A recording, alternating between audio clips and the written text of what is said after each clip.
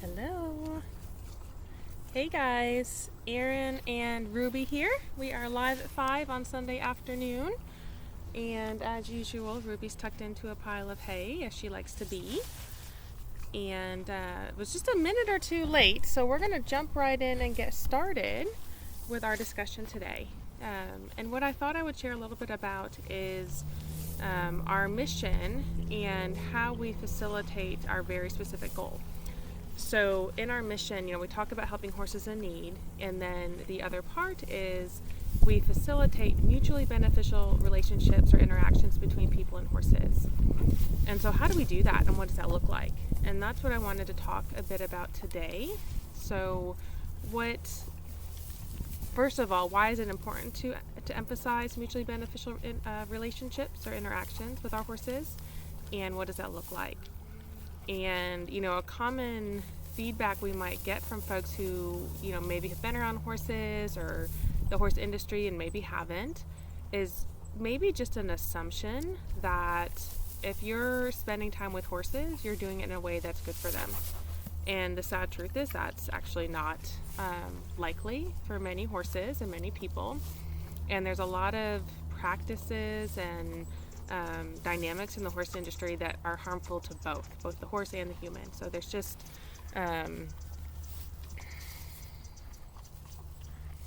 some things that aren't great that happen, and that we really are intentional about drawing attention to and being different. So there's two really specific things that I wanted to share about today, and they're just examples out of the many things we do to create mutually beneficial experiences. So interactions that good for the horse, good for the human, every time.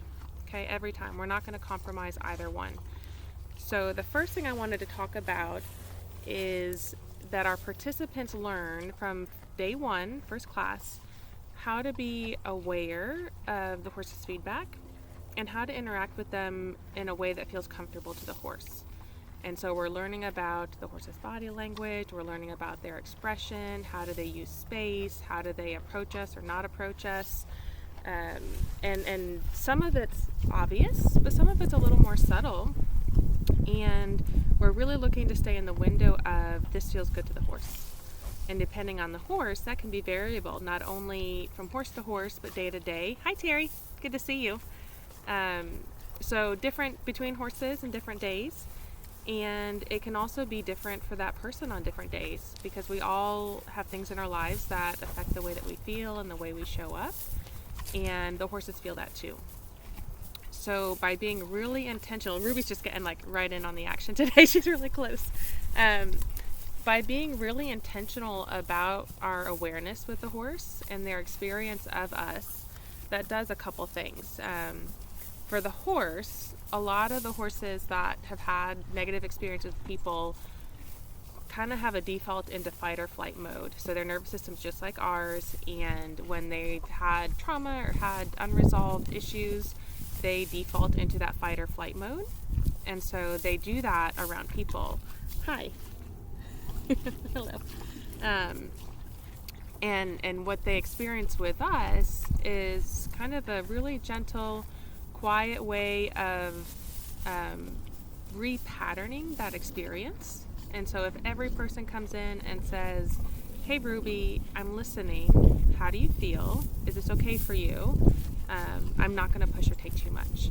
That allows her to really rest and settle in her nervous system and build trust, person after person, session after session, time over time, that people are good, that we're not going to cause harm. And with that opens the door to lots of other things, right? But we have to feel safe first. And that's not a given. It's not a given in any situation that a horse feels safe with people. So Ruby here, when she came to us, I talk a lot about how she couldn't be approached. And it took a lot of time. It took a lot of time just for us to get comfortable with each other and build a language and a really solid relationship. And then we slowly brought in, one or two people. And then eventually we started classes, and we had veterans coming out. And man, those classes were really all about, can we approach you, Ruby? And what does that look like? How close can we be? And if you need to leave, you can leave. If you need to take your space, come back when you're ready. And that was all really quiet, gentle, open space at liberty. And that's what she needed to build confidence in us every day we showed up. And I've talked a lot about how doing that, every person, every class, every time, she gradually got more and more trusting to where now her default mode is people are good. I'm going to meet you at the gate. I'm going to holler at you as you approach and be ready for some fun interaction. But that was really intentionally built. That was not, while it's true for her nature, it had really been challenged by her experiences in the past. And she really had a lot of mistrust that she had to work through and wariness to get to that point. So by having our participants be this aware and connected really made a difference for her. Hey, Butchie. Hey, Miss. Glad you guys are here. That was kind of her side of it. You know, how did it benefit her? And then on the other side of it, on the people side, that practice of being really in tune with the horse and really in tune with your environment requires us to really check in with ourselves and be in tune with ourselves too. And how are we showing up? How are we feeling in that moment? What kind of energy are we bringing? And even as I'm saying that, you can kind of hear my voice slow down and I get a little bit more settled. And that practice slows us down. It helps us be more connected to our bodies. So it helps us take a break from the busyness of our minds and the chaos of getting day to day, place to place. Hey, Jennifer, glad you're here. And really just being fully present in the moment in our bodies and attending to the experience in front of us. And I don't know about you guys, but these days our brains are going in a million places and the world's chaotic, our responsibilities are chaotic. It's really easy just to get bogged down in all of that. And so with the folks that come to us, have a chance to really tune into themselves and their environment and the interaction that they're having. It, just like the horse, it settles the nervous system.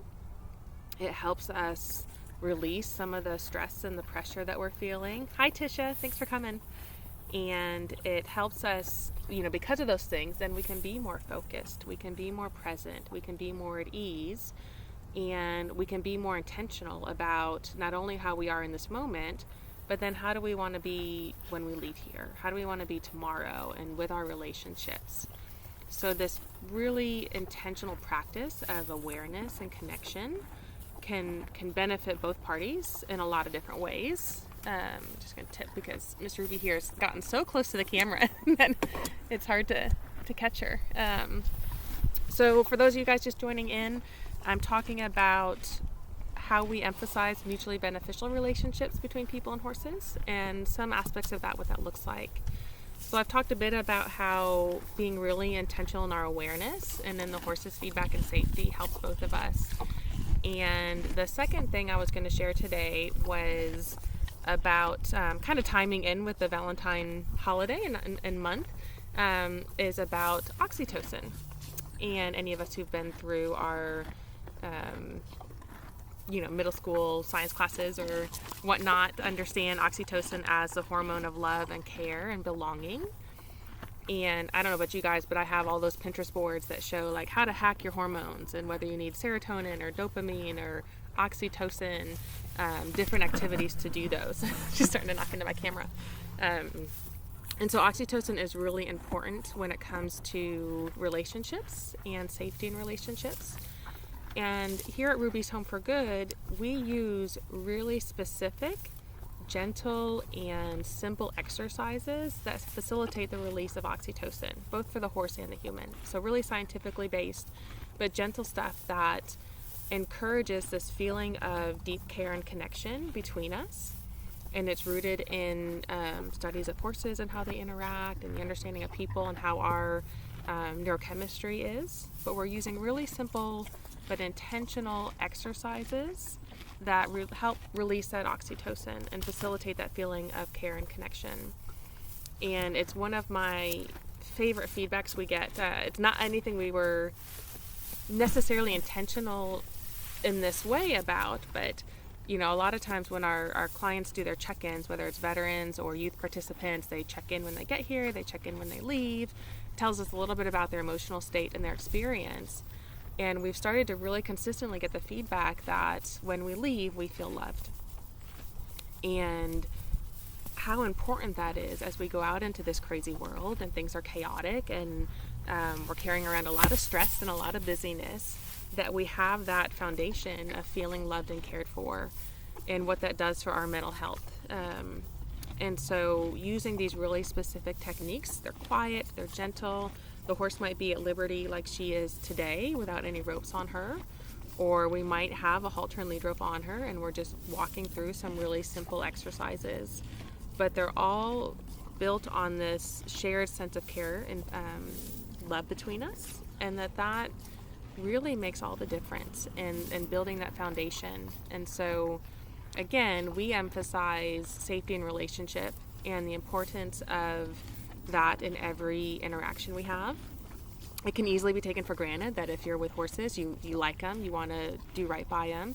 But a lot of the traditional ways of interacting with them are rooted in some pretty negative things, that are more about power and control and dominance and disconnection or dismissal of the horse's experience and their feelings. So the downside of those things, besides the obvious, is that when we practice being disconnected from thoughts and feelings and experiences, we're habituating that in ourselves.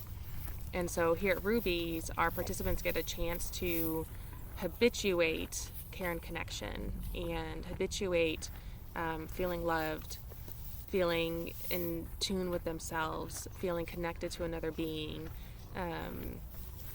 And we really find that with doing session after session, we've got kiddos who come in with really, really tough backgrounds. And by the time they've come 2 or 3 times, they're coming in anticipating that feeling of care and love and belonging. And then we just can build on it. And the horses too, just like Ruby, who came in feeling really distrusting and wary and unsafe. Now she anticipates that care and connection, and then we get to build some really cool things out of that, always out of that foundation. And anytime that foundation gets rocked, if we have a bad day or, something startles us or there's something unexpected, it's just the thing that we always go back to. And so with that as a focus, there's never a day that we can't walk away better because we've worked on feeling more in tune with ourselves, more connected to the horse. The horse feels better regulated, which helps us feel better regulated. And there's this kind of deep sense of connection and care and belonging. Then, everything kind of looks up from that point. And so I wanted to emphasize that because I do think it's often misunderstood or overlooked, that being intentional about how we go about these relationships, and that it's not, hey, we learn about the horse in order to get what we want from them or do this really cool activity. Like, that's all great. But the point is the connection. And the point is we can always come back to feeling safe and regulated and well with these interactions. And more often than not, that's enough. That's way more than enough for folks who come here and can kind of release that expectation of some of the things we come in expecting from horses, and just really settle into this feeling of safety and care and well-being, and walk away better equipped to face whatever it is we face when we leave.